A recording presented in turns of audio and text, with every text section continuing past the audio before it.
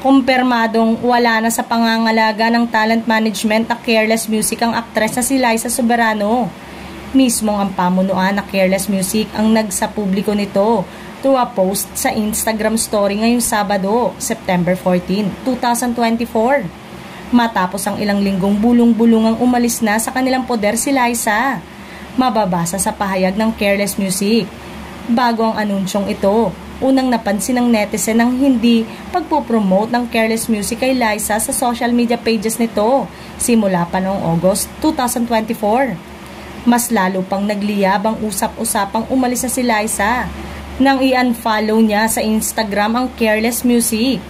Ang Careless Music ay isang record label at talent management company na pinamumunuan ng actor-singer na si James Reid. Kasosyo ang American-Korean businessman na si Jeffrey Oh. Pumirma ng kontrata si Liza sa Careless noong June 2022 matapos niyang magdesisyong hindi mag-renew ng kontrata sa Star Magic, ang talent management arm ng ABS-CBN, at sa co-manager na si OG Diaz. Wala pang inilalabas na pahayag o reaksyon si Liza na kasalukuyang nasa United States.